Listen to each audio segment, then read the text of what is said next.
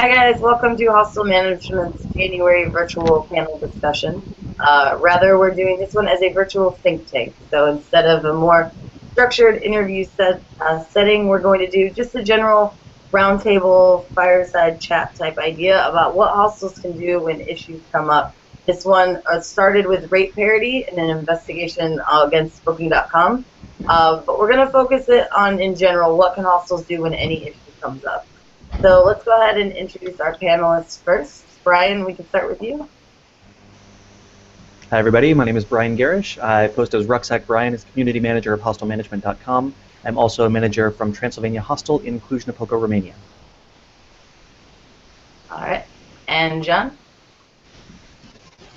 Hi, my name is John Moriarty from Ireland. I own and run Dunlowview Hostel in Killarney, County Kerry. All right, and Maoz? Hi, I'm Maoz from Israel. I'm one of the co-founders and owners of the Abraham Hostel Jerusalem, and the owner and founder of the Fauzi Azarin in the Old City of Nazareth, and also a board member and co-founder of the ILH Israel Private Hostel. Okay, and for ILH, did you say you were a founder of it? I'm Yaron and myself, we co-found the ILH. Okay, great. I'm having some tech problems on my side, so just making sure I can hear you guys. And Michael?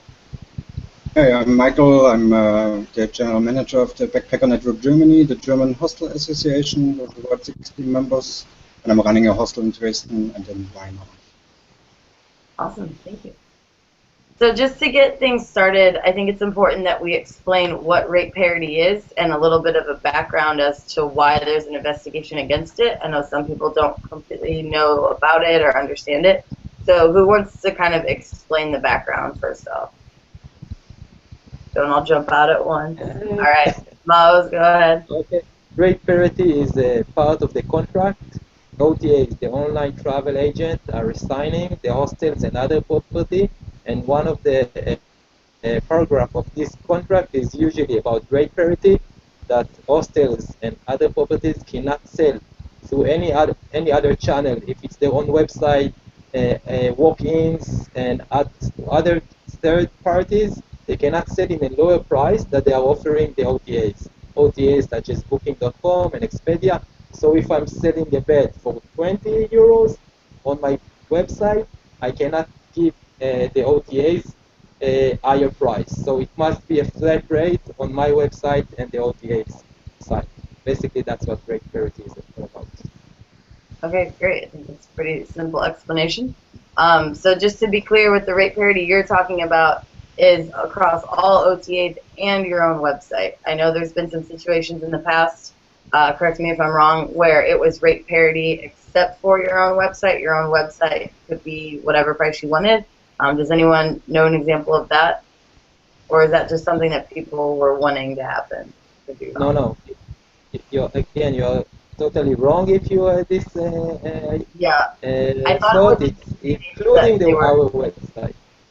Right, I know for Booking.com it was that way. I thought there was a change for some of the other ones. But, Again, Brian, oh, sorry. I will just end by saying that the Hostel World declared that they are not forcing a rate parity. So the Hostel World don't mind if on your website and your channel you are selling in a lower price than you are offering now. But Booking.com is definitely the major OTA that is very strong on practicing it. Right. Okay. I was thinking of Hostel World allowing your own website at a different price. Brian, did you have anything to add to that as kind of a general background? The rate parity, a lot of people are thinking that this is something that's always been imposed by the OTAs, and in fact, in the beginnings, the rate parity began from the hotel side, and they were keeping the booking sites from undercutting the hotels, and so it actually started from the properties themselves. But that was at a time where most of the booking sites would use wholesale rates, and so the hotel or hostel or whatever would give a very low rate, and the booking site would then add on whatever commission that they wanted to, generally bringing it up to the level of the hotel. And so the hotels came in and said, you guys cannot charge a lower rate than we do, so you must have rate parity. this is now completely turned around basically to bite us.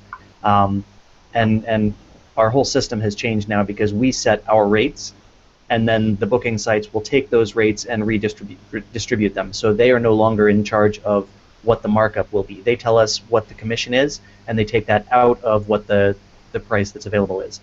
So from their perspective, this is why they want all of the rates to be the same across the board, or at least to be as advantageous for them, is to make sure that with their commissions included, they're still going to make sure that they're marketable. And so at this point now, they have turned around and started enforcing these rate parity clauses to make sure that we, as the properties, are not undercutting them, to make sure that we're not essentially educating the travelers to go directly to the property, to the hotel, to the hostel, as opposed to going to the booking site. So therein lies the conflict at this point. Okay, that's interesting. I didn't realize it started the opposite way. I'm sure a lot of people didn't, so thanks for that background. Michael, did you raise your hand? Do you have something you want to add?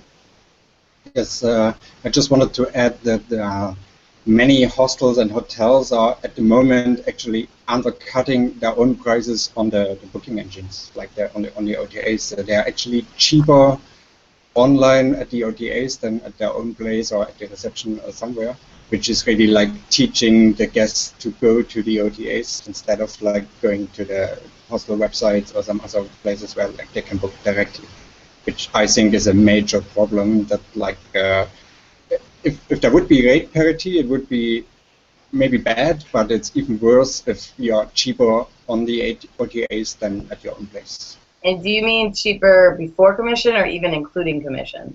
Even including commissions.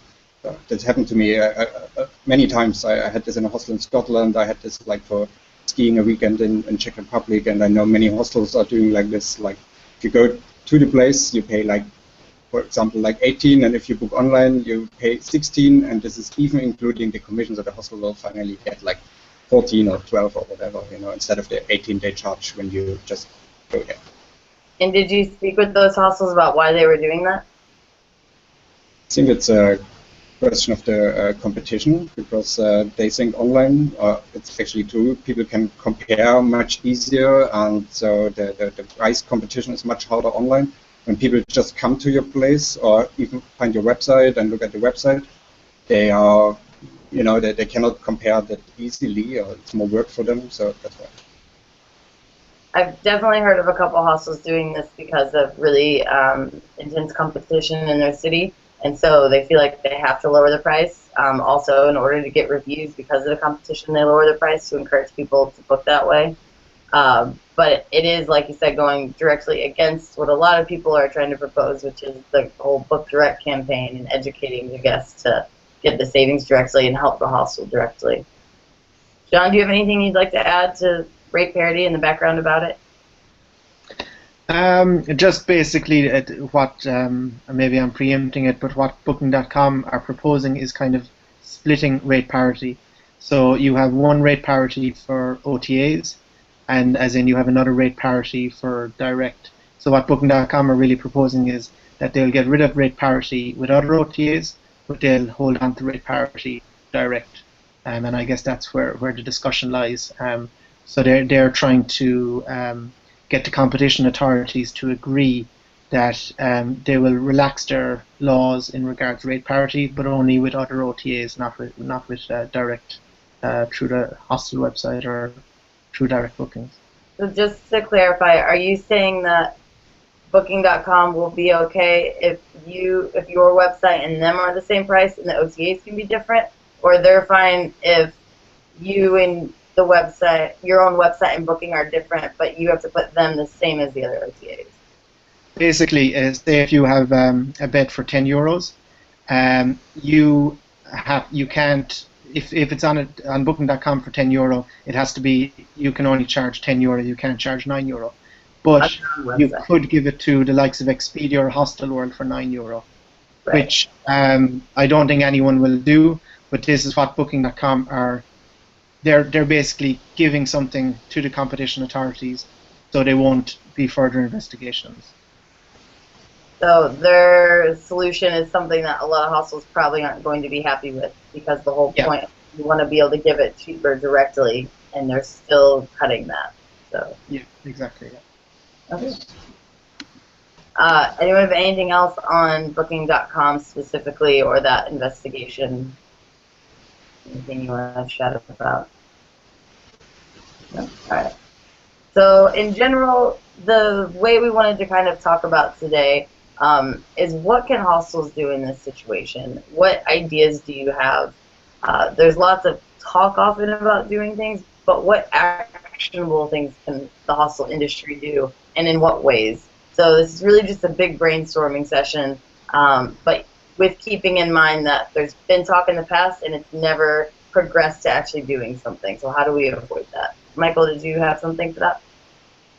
Yes, we introduced a logo for a best price guarantee, and we think hostels in general should promote it and to tell the guests that they get the cheapest price or at least the same price for direct bookings. And what actually happened is that, like, I mean, the OTAs, they can try to enforce rate parity, but they will not be able to do it. It's a lot of work for them. And for instance, we actually have higher prices on like all the OTAs, and we don't see any trouble because of this. I mean, they can just not enforce it really. So we are getting emails like every second day from Expedia. You know, we are more expensive on Expedia than on Booking, and they compare it and they tell us we should change it, but that's about it. You know, we get an email, you know, and I think that's also the reason why Hostelworld just deleted this clause, because they are not able to enforce it at all. At what point would you say they were able to enforce it? At some point, they really made it a priority for them. At what point would you change your prices to follow their rule, or would you get rid of Expedia? This problem never occurred, you know, but I think we should just, you know, we should add the commission and like really tell the guests that it's usually it's cheaper to book, you know, on the hostel website or on the association websites, or, you know, this website. Okay. Ryan, what do you think with your background of Dublin last year, 2 years ago, and at the different conferences, people got together and talked about things that we can do for some of the issues that had come up. And your experience was there was a lot of talk and not a lot done. Can you talk more about that? I do think that we have a lot of this going on simply because our industry is spread all across the globe, and the very best course of action in California may not be the very best course of action in Berlin. And it may be totally different from the very best course of action in Australia. So getting everybody together in one united front becomes an incredibly difficult thing to do because everyone has their idea of what is going to work the best. As we've started communicating more with each other, as we've started to establish better connections between the networks and the associations themselves, I think that we've seen a lot more cooperation, a lot more collaboration, and if we can pick the things that are the best from each of those different areas and incorporate them into one united front, I think that tends to help a lot. In this particular case with Booking.com, essentially the Commission Authority has told us what we should do. They've given us a deadline of January 31st and said, send us your comments. They want to hear from hoteliers, they want to hear from hosteliers, they want to hear from other OTAs, they want to hear from pretty much anyone so that they can evaluate. And what they're evaluating at this point is, does the rate parity clause prohibit competition? Does it stop customers out there from being able to get the very best rate that's available? And does it prevent new competitors from coming into the market and being able to compete? So at this point, basically up until the 31st of January, which is coming up very quickly, they are telling us, please send us your comments. And as we've seen in other places, this is actually really something that's being considered, and they will go through and read all of these.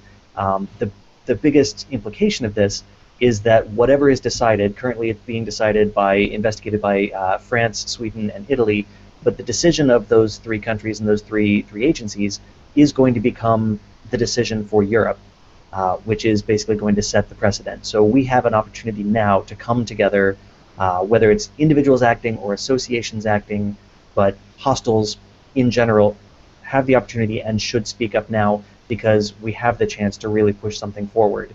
They've said that they're listening, and the decision is going to set the precedent for the future.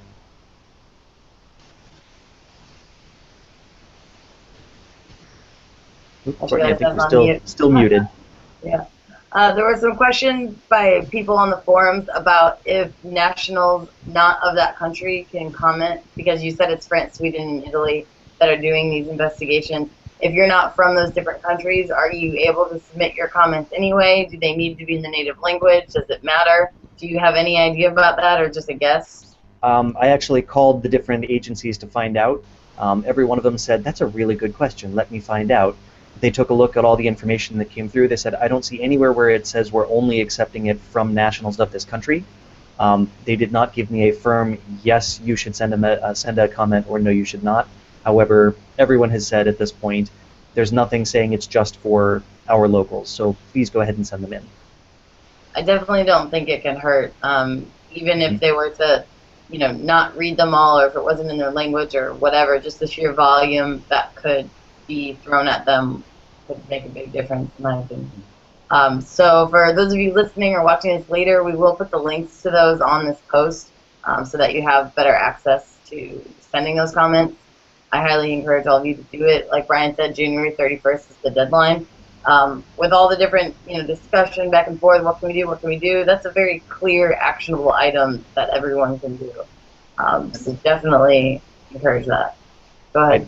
I would recommend writing, even if you just write one letter, send it to all three agencies because they're each conducting a separate investigation. Yeah, I doubt all three countries are going to speak clearly with each other, so definitely send to all three. John, yeah? Yeah, just also in regards to the point you just made, they are actually doing it as a group together, so they are speaking very closely together, Italy, France, and Sweden. And they are spearheading the campaign for all of Europe. It's also being investigated by 4 other countries. Germany, Austria, Ireland, and the UK are also investigating. But they're not at the forefront of it. I've been in touch with the Irish Competition Authority, and I'm just waiting to be contacted back by them, hopefully tomorrow. So I'll have more information. But the UK Competition Authority has actually reopened investigations because this issue was squashed last year by the previous UK Competition Authority. I think they've just changed. So they're reopening investigations into the likes of Booking.com and Expedia. But I guess they're waiting on the judgments of France, Sweden, and Italy, because whatever France, Sweden, and Italy come up with, looks like it'll be made law across the EEA countries. Do you know on those other 4 countries, is it also something that was started by hotel associations and are being joined on by hostels, or was it a hostel-based idea? No, it seems mostly to do with hotel associations and unions that seem to have started investigations. Yeah. And what do you guys think about whether this or another issue, it starts as a hotel thing, but obviously has implications to the hostel industry, very clear ones, about joining onto that? Is it something we should be piggybacking? Should we be starting our own movement? In relation to that, what do you guys think? I will take it. Okay. So first, if we can join forces with the hotel association, so why not? They are not the hotels are not the enemies, which I won't say about the OTAs. So if we can join forces with the hotel, definitely let's do so. And I really encourage each one of us in each country and nation is based and operate to approach his own antitrust anti-competition authorities, and already give them the information and data about the research and that are being done in Sweden, in France, and what was being done in the UK in the past, and they will follow up. They are in really good contact. All those antitrust committee in each country are speaking with the other antitrust committee across the globe, and let's let them do the hard work, and also it's really different because the OTAs got a different segment of the market in each country. So if Booking.com, let's say in Israel, are more than 50% of the OTAs market, So the antitrust authority will look into them differently in related to other countries where Booking.com are only 20 or 30% of the market. So if they are also, they can claim Booking.com as a monopoly and not playing by the regulation of, so it's they have much stronger case to stop them and to put them inside the regulation. So I really encourage everyone, like around the globe, to approach his own antitrust committee, and if he's joining forces with the hotel, then great. Awesome, wonderful. Great idea. If you have local hotel, not competitions, organizations in your area, it's probably worth reaching out to them and saying, you know, hey, do you guys have these same worries that we do? Have you done anything about them? If you haven't reached out to them directly, you may have no idea that there's already something going on, and working together may push both of you to take it further than it would have otherwise. John, did you have anything to add to that? Yeah, just in regards the adding the commission that we were previously talking about. A lot of people have started doing this. I did it about 9 months ago on Booking.com. Well, Hostel World and Hostel Bookers, obviously they don't have rate parity anymore. But I never was contacted from Booking.com advising me there's an issue with my bookings. During the summer, my bookings percentage increased through Booking.com. Because sometimes there can be actually perceived value, and sometimes if something is more expensive, you could actually get more bookings through the likes of Booking.com rather than a very cheap room. But if you're only okay with, say, adding a few percentage or adding the full 15%, then that's up to you. But I think it's definitely worth doing it because as well, on meta search engines or the likes of TripAdvisor, the way Booking.com calculates your taxes, it can often come up as cheaper than hostel bookers, while you could have a cheaper rate on hostel bookers. So to make sure there's a good divide in rates, if you're giving, say, 12% commission to hostel bookers and 15% to Booking.com, that when people are searching for the cheapest room, that firstly, if they can book direct, but secondly, if they book through a channel that has a cheaper commission than the likes of Booking.com. Michael, did you have something you'd like to add? Actually, just about Booking.com, like in Germany, our competition office, they forced HRS, maybe, I think it's not only German, I think it's worldwide, it's like a big OTA from Germany, and they forced them to delete rate parity, and Booking and all the other OTAs, they could still keep it, and I think that's why they are now, like, even after like 1 year later, they are now like looking at the Booking and the other OTAs. So I think with us in Germany, it will be very likely that this rate parity will be deleted, to say. We had a poll with our hostels, and about like 40 hostels replied, and I asked them like how is their experience with like adding the commission on top of the prices on the OTA, and about so it's like what John said, like 80% of the hostels said they didn't feel any difference, like they didn't get more or less bookings, and a few percentage said like we got more bookings, and a few said we get less bookings, which is about the say 9 or 10%. So actually, it's not making a big difference if you add your commission on top of your prices on the OTAs, and it gives us a very strong argument for the guests. You know, as long as they can book cheaper at the same price on the OTAs, they will keep using them. But this is actually a big chance for all of us to explain to guests that they will save money if they book directly. You were saying that a lot of these hostels weren't necessarily getting issues from doing it from the OTAs, but it wasn't actually making a big difference. No, it was also one of the questions was like, you know, did you get any trouble either with the OTAs or with the guests? And the majority said, you know, we have no trouble with the OTAs, and even I guess, you know, they understood after explaining them, so they get to know. They will just know how it works, and that's it. Okay. But did you say, I may have misunderstood you, that regardless of that, they didn't see a big change in bookings from doing it this way? No, there was no, actually, for 80% there was no change. So they got the same amount of bookings like before they were adding the commission. Okay. So in a sense, perhaps backpackers don't care to pay a higher price on those OTAs for whatever reason. They're either familiar with the site, they like the feeling they get from using it, the promise that this booking is going to be okay, which is the same as if you book direct. But there seems to be definitely, I don't know if any of you have experienced this, that some people really want to use OTAs. They feel more comfortable knowing that their booking is going to be there versus booking direct. I've heard both sides of it, but do you guys have any experience with that, just in terms of feelings of your guests? Brian?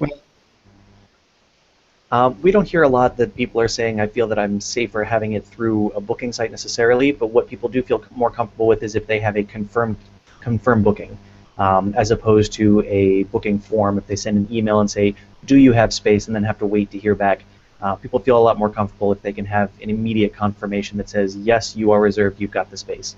But that could be through a booking site, or that could be through your direct site, through any of the booking applications that are available. But that seems to be a lot more important to people than actually the comfort of a booking site itself, at least in our case. I can definitely see that. Does anyone else have experience with that or similar? Yeah, again, we are noticing that, especially with Booking.com, and I think I've said it in the last panel I joined, they have an amazing site. We can all learn from the process of booking, from how they advertise their best deals, best price guarantee, the flow of the bookings. Since you are in the site, it's really encourage you to get engaged with the properties and to close the deal, to book. So and we are still very limited with our resources, how much we can develop. Invest in the site and keep investing it on a daily basis. And so what we are doing at the Abraham Hostel, first we learn and try to copy paste the booking process from Booking.com, including the small icons, including the best price guarantee. And I believe because people are booking from Booking.com because they are the best site, not because any other reason. And also they invest a lot. I think they are one of the most invested company in Google AdWords and other online marketing, which is very difficult for us to compete. So another thing we done is to we register our hostel as a trademark and force Booking.com and others OTA to stop bid on our trademark, because it's very confusing for the let's say amateur guest. Okay, he's booking, he's searching for your brand, and he's finding it on the headline of the Booking.com AdWords, and he will go there and after he's there, he's already trapped. He won't log out and go to your own website. It's so easy for him to book. So try also to learn. We can all learn from the OTAs, especially I think from Booking.com. But I think if we'll all start practice rate parity, like some of us are already doing, and we do the same. Our price on the OTAs is higher than the price we are offering on our website. But if we'll be able to delete the best price guarantee logo from Booking.com, confirmation mails, advertisement, and etc., and Google AdWords, we'll win something. We'll win more direct booking, and we'll force Booking.com and others to invest more in buying, in taking our guests from us. So I think it's an ongoing thing that we all should invest in it. Yeah. Okay. And of the things you just said, just to clarify, did you say you trademarked your name and therefore were able to get it out of Booking.com using it on Google? Yeah, we trademark our name, and then we through our Google account manager, because we're also doing a lot of Google AdWords. Through them, we applied to Google. Didn't say anything to Booking.com because they refused when we approached them.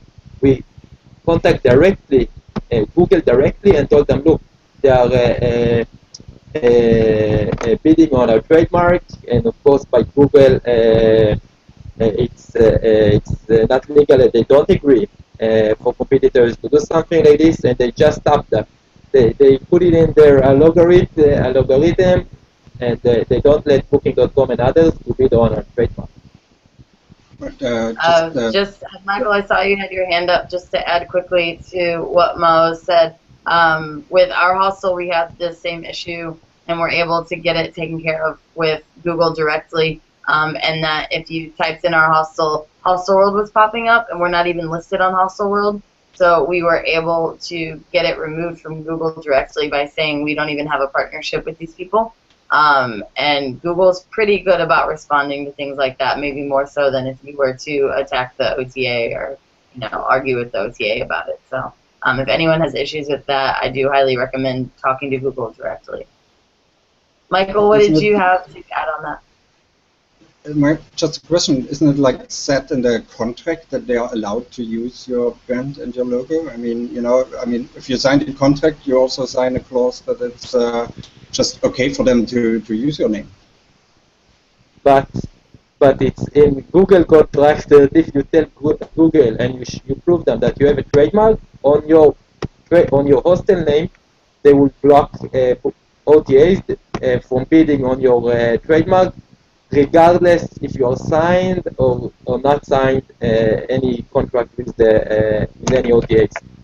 Okay, that's very So, cool. Miles, are you talking about bidding on it or using it or both? Using it on the headline of the Google AdWords, they cannot they can bid on our name, but they cannot use the headline Abraham Hostel Jerusalem. It's illegal. It's illegal for them, and Google are blocking them from doing that, even if they're trying.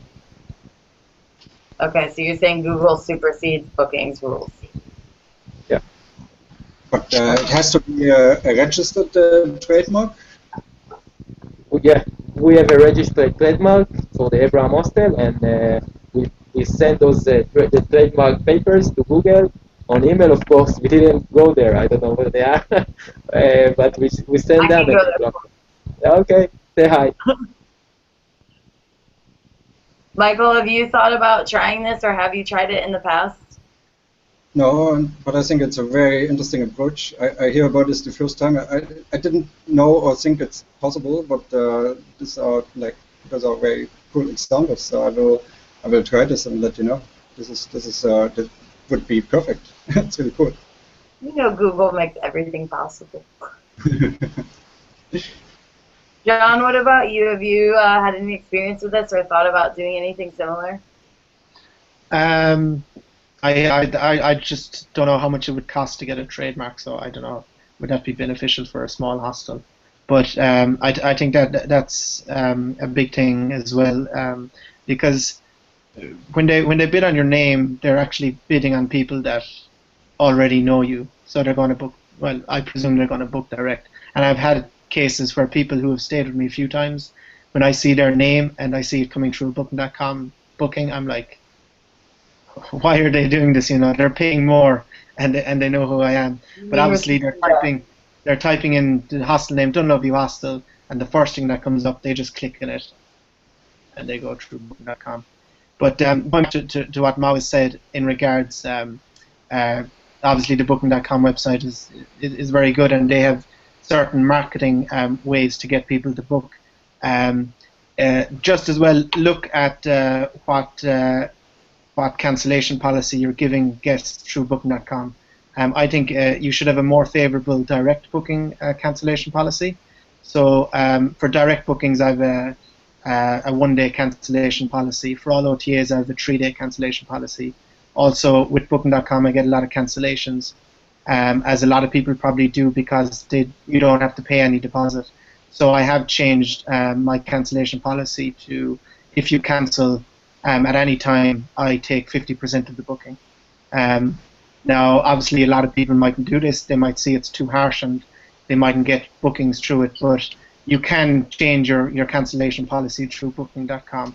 And I think you should have a not as favorable cancellation policy through OTAs than you do directly with the website. Okay, so Booking.com does allow you to change to what you want, even though their default policy is no deposit, and I would assume just first night. Is that their default? Yeah, I think it's 24 hours the first nights. Yeah, but you can go into the back end and you can change your cancellation policy. And you change 50% of the entire stay if they cancel at any time? I'm not sure. Maybe 50% of the first night. Probably 50% of the entire stay would be a bit too much. And just to clarify what I was saying before in relation to Ma'oz about our particular hostel, Hostel World was targeting Pacific Trade Winds Hostel in their AdWord campaigns, and that's what we complained to Google about because we weren't listed with Hostel World. We weren't a partner with them. They shouldn't be able to target us specifically. So just to clarify on that. Does anyone have anything else to add on that particular topic, Brian? I'm actually curious, if maybe Mouse knows this. As far as registering the trade name, is it just specifically for your country? Because I know that a lot of trade name claims end up becoming challenged later on because somebody uses the name in a different country. So, for example, Booking.com is based in Amsterdam, although it's owned by Priceline, which is based in the U.S. Hostel World is based in Dublin, and their company itself, I think, is in Luxembourg. So I'm curious if there are international trade name registrations, or if it's enough to do it just in your own country. If that has any effect at all, I don't know. Okay, so I'll take it. Till now, we were registered only in Israel, and now we are also because it was the cheapest option, of course. And now we're also going to register in the European Union. It's cost about 2,000 euros for us Israelis. Maybe for someone in the European Union, it would cost less. I don't know, maybe even half. But you can contact any lawyer that is dealing with this subject of trademarks, and it can give you an answer on the phone. It won't even charge you, I believe. But now, again, yes. So now we're going to also register in the European Union. Okay. I would imagine that would be a lot more effective as well, and be a lot more power there if you go to talk to Google. Apparently, it was already enough for you guys to talk to Google, but for anybody else, I'm curious just if they would need the extra weight behind that to say we've registered all the way across the EU. So, fantastic to know that works. Yeah, I highly recommend it. It's good not only for against the OTAs and rate parity, but just suddenly you see on Hostel World that someone else, without even knowing that you exist, will register another hostel on your name, and you can just block him from doing it. Yeah. Michael, did you have something you wanted to add to that before? Not to like the registration of a trademark, but I wanted to agree to Mouse that he said like the hostels really have to improve like how bookings are made on their website. I mean, many just use a booking form and they get an email and they reply and then they get another reply, and this is like it's taking a long time and it's a lot of work for the hostels and for the guests. So that's one of the reasons why people like book on the OTAs, and we should really learn to make bookings easy, quick, confirmed, like direct bookings, and we should use some tools on the hostel websites, on the hostel association websites to get like to make it easy for the guests, you know, as easy as on the OTAs. I think that's a big challenge for the hostels, and we should really work on this. I know a lot of hostels are possibly worried about the cost of, implementing some kind of instant booking system or just how to do that. I personally just discovered several months ago, we've been using My Allocator for a long time, but that their Book Now widget is a free part of their service, and you can take direct bookings for no commission if you're already paying for their service, which is already cheap to begin with. So if anyone doesn't have instant booking and they're using My Allocator, or even if they're not, I would really suggest looking into that. It's a great way to have that very quick, instant process that travelers are looking for today. I definitely agree with Mo's and with you, Michael, that it's really important that our websites really compete against these big ones. And maybe you can't have thousands of dollars invested into this really gorgeous, beautiful website, but even just that ability to book instantly is going to make a huge difference. Exactly. Do you have anything to add? Courtney, you said previously about you're no longer listed with Hostelworld and they were bidding on your name at Google AdWords. I've seen a similar thing happen with TripAdvisor. I've seen some hostels who are no longer listed with Hostelworld. And if you go into TripAdvisor, if you click on one of the pictures, it actually brings you to the Hostelworld website. So there might be something to contact TripAdvisor in regards. And in regards to trademark, I just quickly Googled Ireland. It might be similar in the rest of Europe, but it's about €250 for a trademark for 10 years for Ireland. And in every 10 years, you pay another €250. I don't know, does that just cover Ireland or all of Europe or all of the world? But I'd say for most of Europe, it might be similar prices. I'm not sure. Okay, thanks for checking that for us. The last kind of topic or idea that I thought would be useful to discuss is in what way do hostel associations have the power to change things or are the best way to go about? I'm sure Michael and Maos, you guys have plenty to say on this, speaking on behalf of your own organization. But Brian was saying earlier, you know, we're also fragmented. You've got your own hostel, your own city, country, you know, wider. In what way can we use those to kind of come together, and should we be? And before you guys answer, anyone who's listening out there, just want to remind you, you can tweet in questions. Our Twitter handle is at HostelMana, M-A-N-A. So if you have any last minute things you want to tweet in, go for it. So Michael or Maos or anyone? Yeah, okay. I think like everything you're doing when you have a backup, people that back you, small and businesses that back you, and you are standing united in front of anything, any challenge, it's great to be together. So if you are approaching your local antitrust committee, and you come as an organization with the organization paper and signature, and telling it, sitting to the people, it's real people sitting there, and you tell them, look, we're representing a list of 30, 40, 50 small businesses throughout the country, all highly invested in the tourism industry and working very hard to make a living. And then there is this OTA giant that wants to take over our business, and they are misdoing, mistreating us and forcing us to sign a contract that we think is unfair and illegal. So again, if you're coming with 50 signature on your paper, they would look on you differently. So like everything you are doing, it's better to have a network and people standing with you there. So of course, power in numbers makes sense. Michael, along with that, what advice would you have? Maybe there's countries that don't have these hostel organizations yet, or even a city. How did you guys get going, and what advice would you have for another area to get an association going? I didn't get the question, sorry. Say again, please. What advice do you have to maybe another city or country that doesn't have a hostel organization? How to go about getting that started? How did you guys start, or what can they do? I mean, to start one, it actually begins with knowing each other. So you should just get in touch with your colleagues, and I think a party would be a good idea, just to invite some people you know or you want to get to know.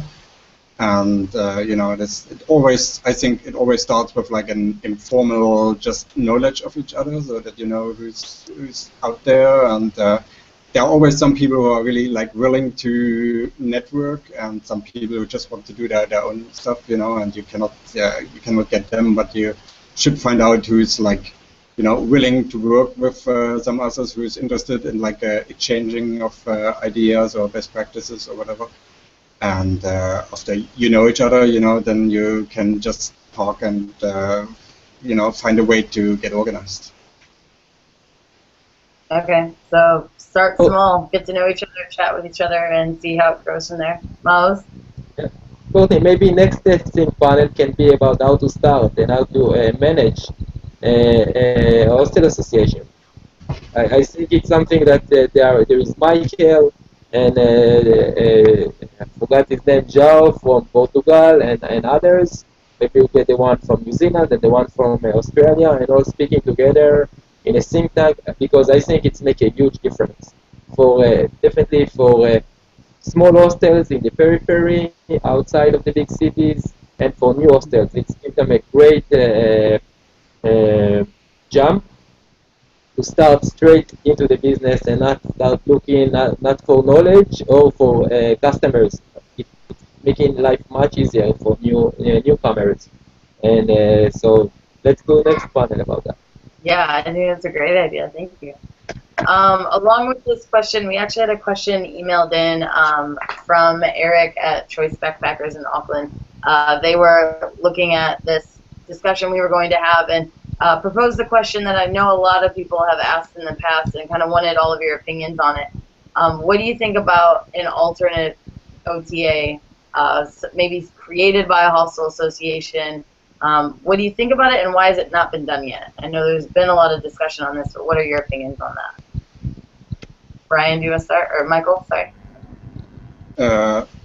I think there's a lot of experience with this out there, and it has been tried for a couple of times already, so this is nothing new.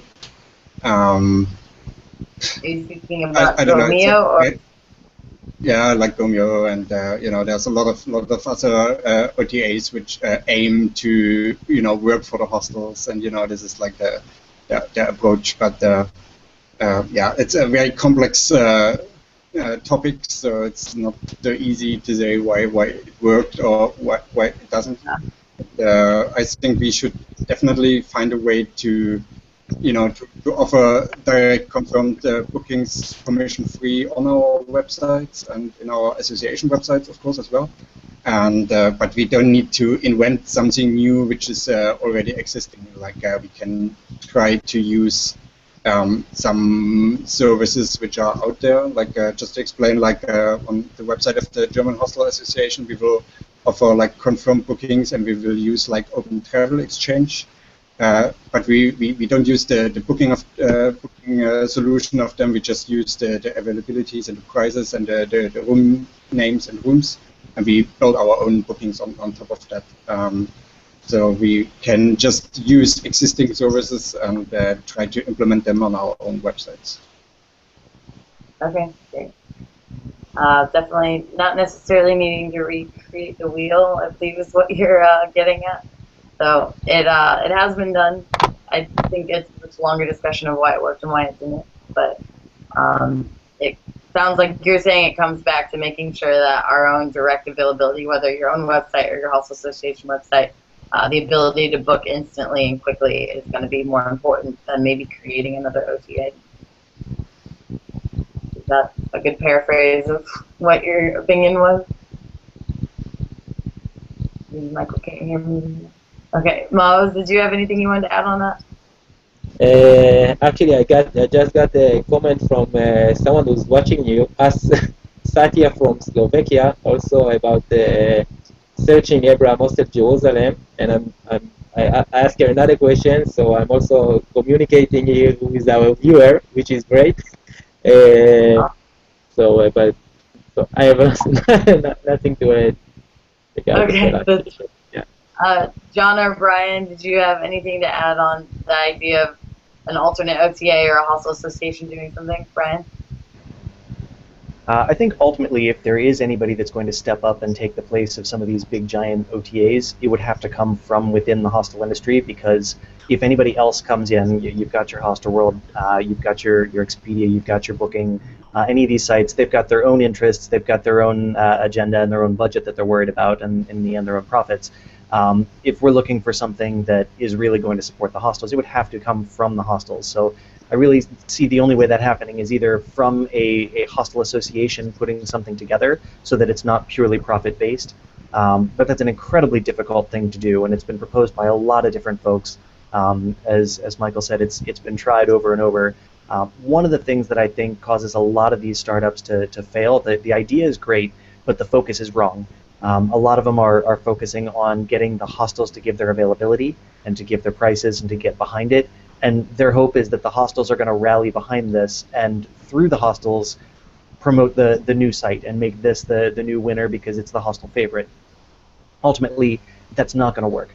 If anybody is starting up a new OTA, for all the many people out there who've mentioned they want to start up their own booking site, the focus needs to be on the customer acquisition, not necessarily the hostel acquisition, because even if you have every hostel in the entire world signed up on it, if you're not getting out there in front of the travelers, you've got no customers, and therefore you're not going to be able to survive, because there are costs involved in everything.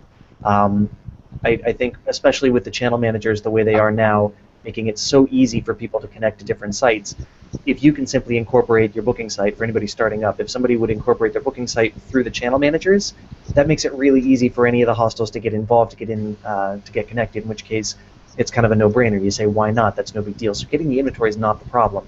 The problem is still getting out there and focusing on selling. And the big booking sites, they're paying a fortune on keyword marketing. They're paying a fortune to make sure anybody who searches for hostels anywhere are going to find them.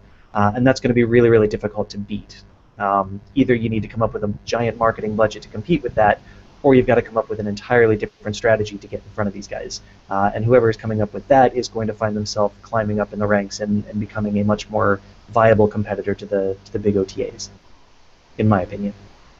I will say I 100% agree with you that they've gone about it the wrong way, because like you said, with a channel manager, it's easy now to give full availability if you want to and not worry about that. But if your guest doesn't know about it, who cares?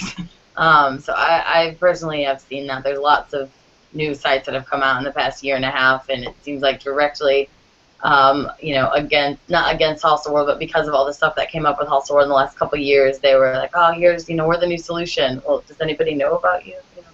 So I agree. That's definitely my opinion as well. Does anyone have any last minute ideas, comments, opinions they want to share? We're kind of wrapping up. It's been almost an hour. We've had a lot of live viewers today, so hello, thanks to all of you listening. I would just summarize by saying, and going back to the rate parity, that the rate parity is only one battle in the global war that we are facing. Who owns the hostel? Is it us, the hostel owners, or are they the OTAs are controlling our business? And it's the rate parity is the book direct.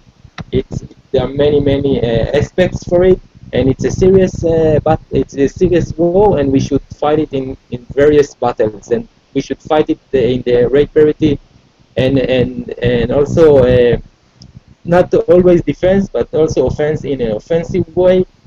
And like approaching the antitrust committee is very offensive, and let give the OTA to start defense themselves, and not always us to defend.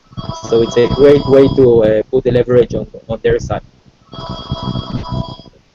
Yeah. Brian, any last minute? Thanks, everyone.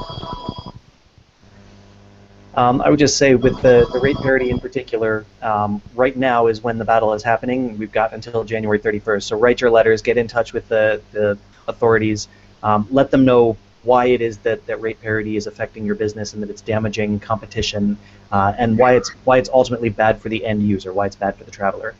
Because there are many battles in the fight. However, this is the one that's going on right now. So write your letters and get involved, please. Wonderful. John? Yeah, just as Brian has said, we can talk a lot, and including myself, a lot of us do, but it's down to us at this moment. We have a choice at this moment, and we have a chance to do something.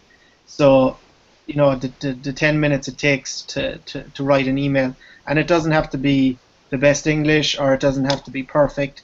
Just tell the competition authorities where you're coming from. And as Brian mentioned in a post, don't just go hateful on booking.com. And you can also, because they're also looking at how the relationship can be okay with booking.com, because they don't want to just get rid of rate parity and as if that booking.com could fail in the morning, as if they would like. But they want to show, we should also tell them how after rate parity finishes, how booking.com can still make money.